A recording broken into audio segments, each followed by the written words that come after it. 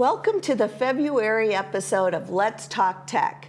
As we move through the episodes in this coming year, I will be discussing the viewing of content on devices, internet speeds, and much more so that you'll know how to decide what's best for you. Remember, times are changing and we will be looking at change in the years to come on how we watch content on our TV and devices. Today's episode has a bit of technical info, but I will make sure to go very slow and explain what I'm talking about so it's as understandable as possible. My goal is to keep you in the know. Hi, Cheryl. Happy February. Love's in the air. Hi, Debbie. Isn't love always in the air? It should be, huh? So how was your holiday season? It was great. Awesome. Mine too. A little cold and rainy, but it was really nice. That's okay. We need the rain. Yeah, that's true. At least we're not sitting in an airport. Oh, that's true. A lot of people had a lot of problems. Oh, my goodness, yes. So, hey, I understand that this episode for this month is going to be about internet speed. Yes.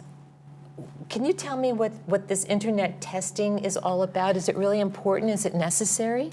Well, I think a lot of people don't realize that they can test their speeds. So what I was going to talk about today and answer your question then would be how to get your speed test at home. And you'll be quite surprised. I bet I will be. So to clarify, there are online tools which allow you to actually test what your internet speeds are at any given time and in real time.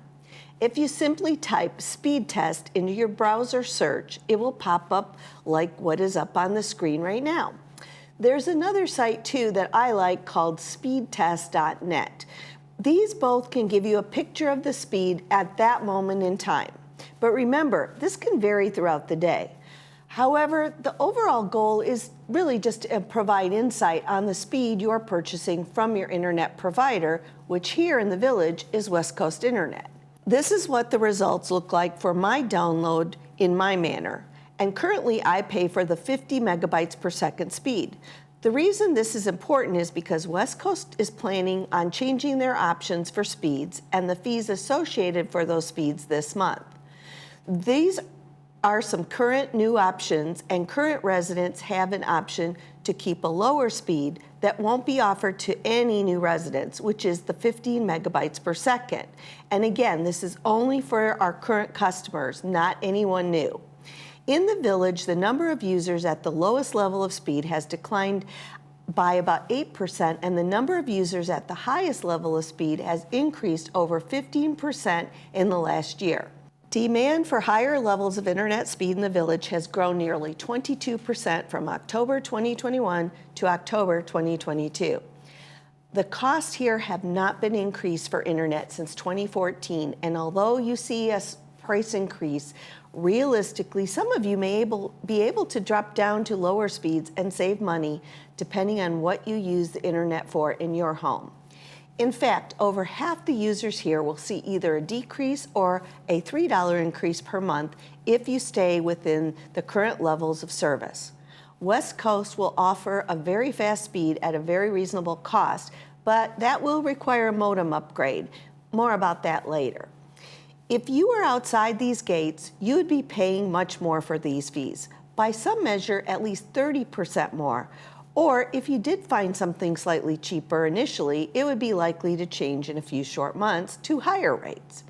An additional advantage to all Village internet users here is that West Coast will not impose data caps on any GRF users, which is not what happens in the outside world, where at certain times of the day, speeds are adjusted by the providers.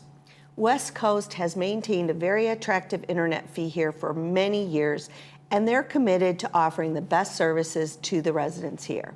The proposed increases are competitive, and these options for increased speeds are really appreciated. At the end of this show, you may realize that you don't need the level of speed you are currently buying, or you may decide to buy a higher speed. But that's my point, helping you understand all of this so you can make a decision that works for you and your home. For a point of reference, here's an internet speed I get from Xfinity up in Central California, where we pay for 300 megabytes per second there versus what I get here in the Village. That speed costs $80 a month. And I don't notice a big difference in my online activities in either location with regards to speed either. I do the same activities in both locations without any issues with slowness or latency. This includes a lot of Zoom meetings, teaching online, and multiple windows and things happening simultaneously. Oh my goodness, that was a lot of information. I'm going to rush home right now and test my speed. All right, you do that, and take care, and we'll see you in March. Okay, take care, Debbie. All right, thanks, Cheryl. It's not all about speed, and I'm going to cover this now. For me, I'm probably going to take the 125 megabyte option because I'm planning to add a few things that will need to be online, such as maybe another camera and a Wi-Fi controlled light bulb. This is also the closest in cost to what I currently pay for 50 megabytes per second. Next, I'd like to explain exactly what internet speed is. Hi, welcome to Pacific Financial Planners. We focus on income replacement for your retirement. We have over 3 decades of professional money management experience. We personalize a plan that's right for you and your family. You only get one shot at retirement. Don't you think you better get it right? So give us a call for your free consultation. We can do this over the phone, via Zoom, or in person.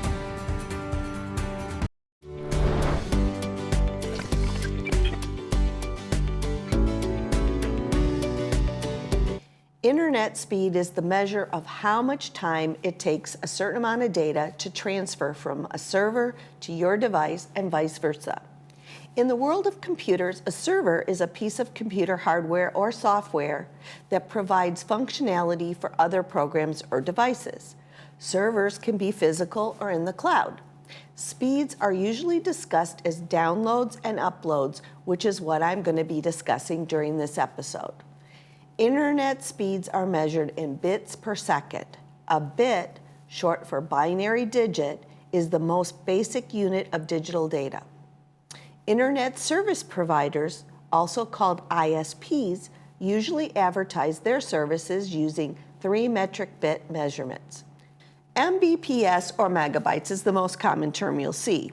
Most internet plans range in speed from 1 to 1,000 Mbps megabytes per second. A Wi-Fi speed represented in kbps is usually super slow because it means it's less than a megabyte. Internet that reaches Gbps is often referred to as gigabyte internet, and for many people, it's not really essential to have that gigabyte internet speed, although you will see that promoted on TV commercials as being very important. This speed, though, could benefit you if you live with a lot of people or regularly use high bandwidth activities like streaming movies in 4K, or like large family with many devices being used regularly, or in what is called a smart home, with many devices connected to the signal. More on that in a moment. At Healing Hearts Emergency Animal Hospital, we are dedicated to emergency veterinary care through high-quality veterinary services and compassion. We offer state-of-the-art diagnostics at competitive pricing. Our doctors will see and care for dogs, cats, and most exotics. In case of emergency, rest assured Healing Hearts Emergency is here for you when your primary veterinarian is closed. Open nights, weekends, and all major holidays.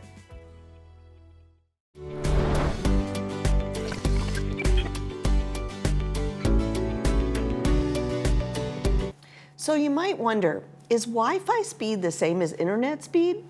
Although there is a fine line between them, Wi-Fi speed is a slightly different thing than internet speed. The word Wi-Fi is often used interchangeably with the word internet, but technologically, Wi-Fi refers specifically to a wireless internet connection carried over a router or a mobile hotspot. Wi-Fi speeds can be slightly slower than a wired internet speed directly from your modem because a Wi-Fi signal can encounter interference in the airwaves, even in a contained area such as your home, like with walls. Hardwired connections using an actual cable are becoming extinct. You will likely have an Ethernet port, which is the data cable in your TV, but newer laptops and all mobile devices only offer wireless connections. It's your choice to hardwire your TV or use a Wi-Fi depending on the location of your connection and your TV.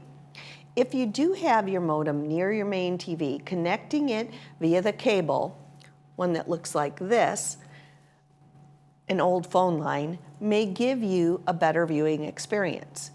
Whether you're streaming videos on Netflix, posting on Facebook, watching funny cats on TikTok, or attending a Zoom meeting, you're using your device to download and upload packets of data using either a wired or a wireless connection to the internet.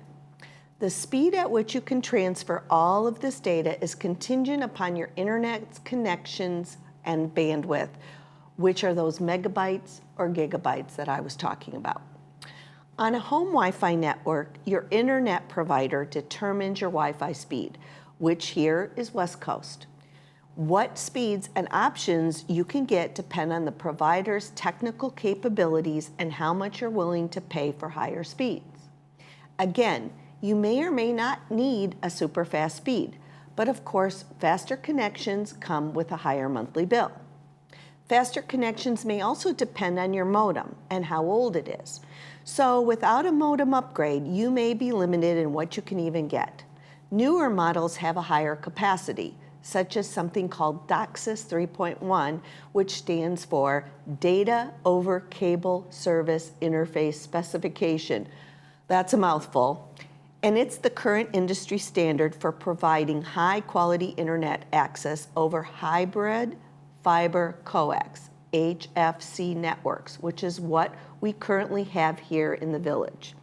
You probably don't need to worry about DOCSIS 3.1 modem if you buy any of the current internet plans, apart from the new option of 500 megabytes per second. I just bought a new modem a little over a year ago, so I'm not planning to upgrade yet. But if you want that faster internet plan, you will need to buy that upgraded version of a modem. However, keep in mind though that adding a DOCSIS 3.1 modem can actually provide you with more consistent speed and better security for any fast internet plan. So if you have a modem older than 2 or 3 years old now, you might want to consider buying a new one in 2023. If you're experiencing any inconsistencies in your internet, that may be a red flag that you might need to upgrade to.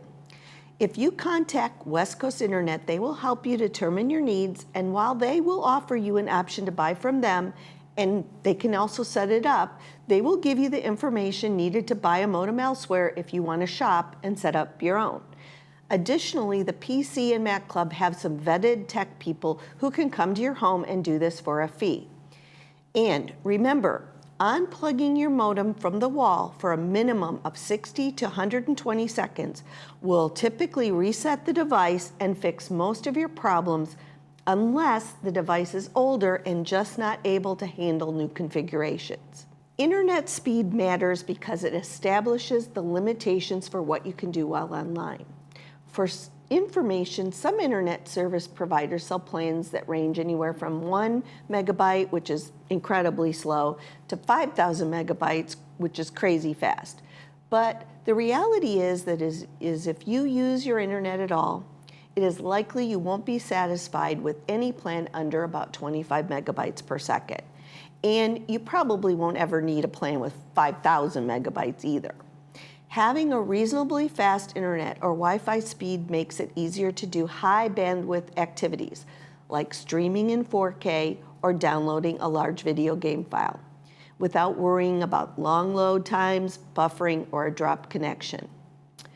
Faster internet speeds may also ensure that you can multitask over Wi-Fi on the same device or use multiple Wi-Fi devices at the same time.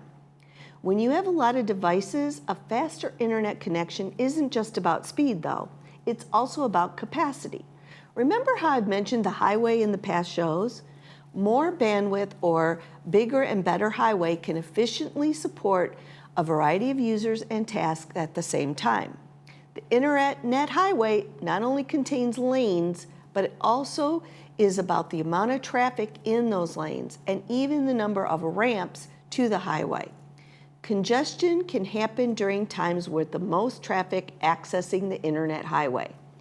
For example, on the screen is the usage of our internet highway for YouTube on a given day. You can see when the traffic is the worst. If you want to check it yourself, the link is listed on the screen. This week I've watched many shows using Hulu, Netflix, and Paramount Plus. The only one that lagged in loading was Paramount Plus, and I've noticed that their app has caused some issues for me in the past. So in some cases, lagging or latency may be the app itself and not the speed. I had to reload the Paramount Plus app before I could get it to even update. Most apps are often updated by the provider, and usually it's invisible to you, and you don't need to do anything. But in this case, I actually had to unload and reload the app. How do you comfort a family who's experienced a loss? At O'Connor Mortuary, we start by welcoming them into our space, where families of all faiths and cultures belong. We allow them the time to process their grief, providing guidance when it's needed and listening intently when it's not. We gather the values, the stories, the relationships, and the dreams together and use them to shape the memory of their loved one into a beautiful experience they'll cherish forever. When your family is in need of true comfort, call O'Connor Mortuary.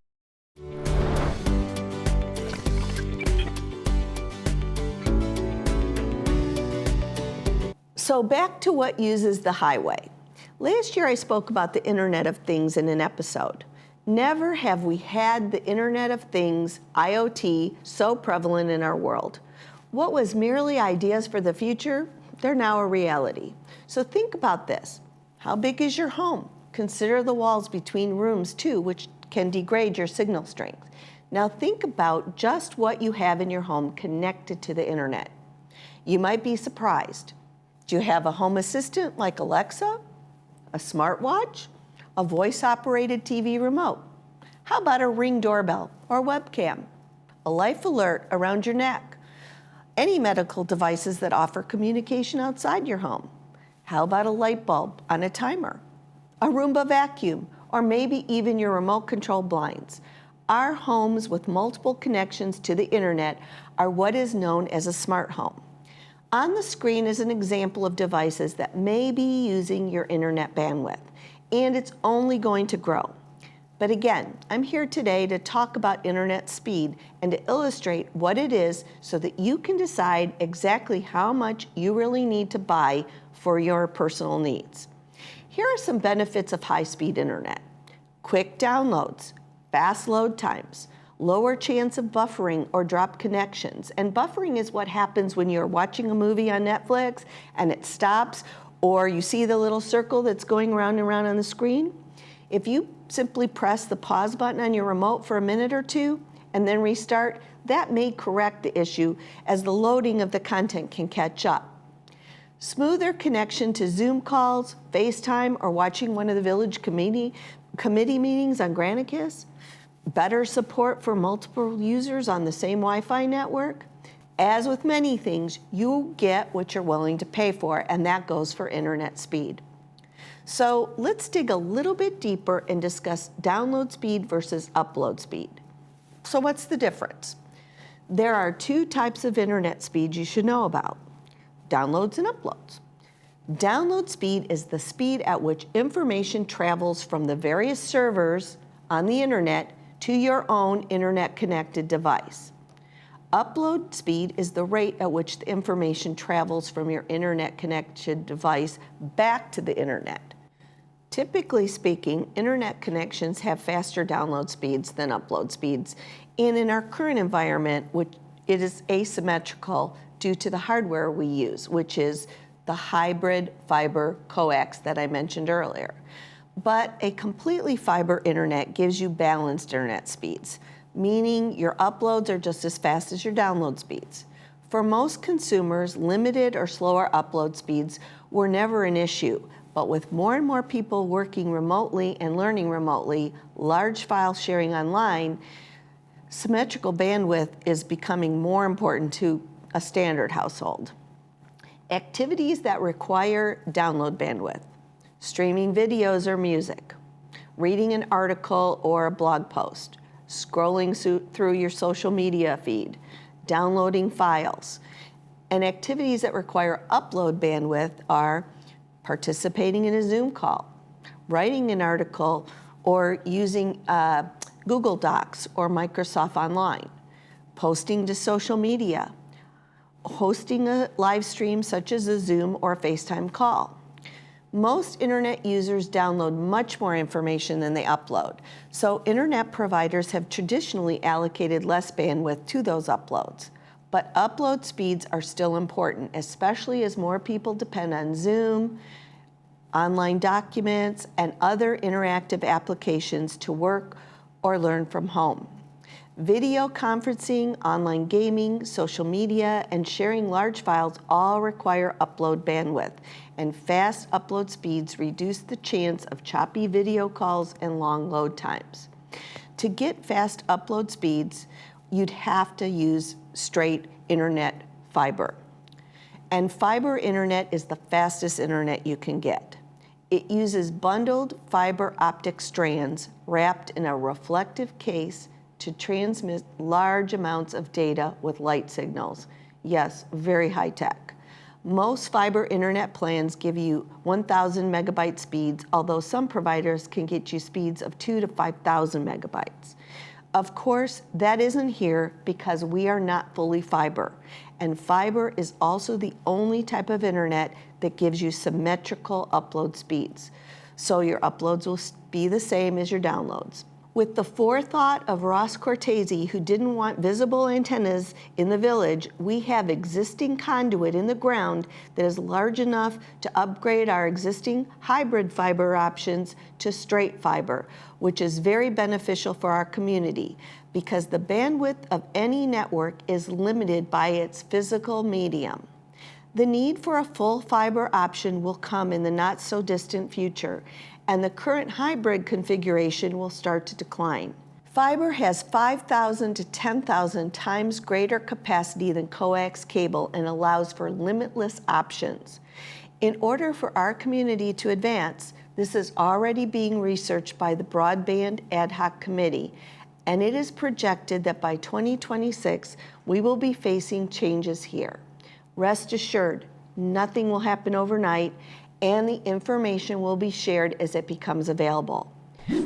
For clarification and to give you more perspective on the type of cable and content transmission options outside of our community, I'm going to take a minute to go over the other alternatives currently used for internet outside of our gates.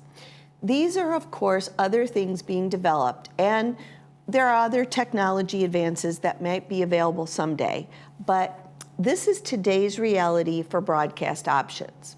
Cable internet uses the same coaxial copper cables that transmit cable TV services and our internet. That is what we use right now here in the village. Although it can reach gigabyte speeds and is more widely available than fiber, it has been an excellent option for most customers looking to have this high-speed internet in their homes here. DSL, short for Digital Subscriber Line, uses the same wiring as landline telephone networks. And remember that old beep beep beep as you logged in and waited and waited? Obviously, it's relatively slow, maxing out at 100 megabytes, and it's facing obsolescence, since most DSL providers also offer fiber and have focused more on expanding their fiber services in recent years. In fact, entities such as our current programming consortium, where we buy many of our channels and programming, has changed their name to drop the word cable entirely. 5G home internet is a relatively new internet type that provides internet over a fixed wireless connection. This type speeds range from 30 to 1,000 megabytes. 5G networks are still in the process of coming together, so 5G home internet isn't widely available yet. You may have heard about this from some mobile carriers too. I believe T-Mobile is offering an option for Wi-Fi via a 5G device in your home. I know this has been a lot of information, and some of it fairly technical, but being knowledgeable will help you make the best decisions for your internet needs now and in the future. As always, if you have questions, email me and I will be sure to answer. So recognizing the signs of a scam can help you avoid falling victim to one. We talk about scams a lot. These scams primarily use the telephone to contact you, but scammers may also use email, text messages, social media, or even the U.S. mail. Scammers pretend to be from an agency or organization you know to gain your trust, such as your bank, Social Security, Medicare, and more.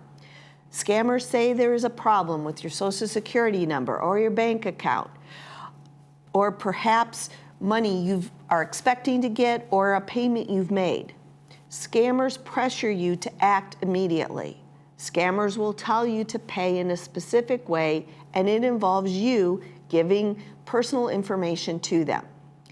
Know what to look for and be alert. Scammers don't take days off, and neither should you, when it comes to making sure you identify suspicious communications and report them. If you receive a questionable call, text, or email, hang up or don't respond. And if you aren't sure, call the institution on a verified number that you access, not one they've provided. Scammers will frequently change their methods with new tactics and messages to trick people, so you must remain alert and vigilant. If something doesn't seem right, just assume that it's not. Legitimate requests do not force you to give personal information by text or phone. Remember, just hang up and delete the text. Well, we've come to the end of the February episode.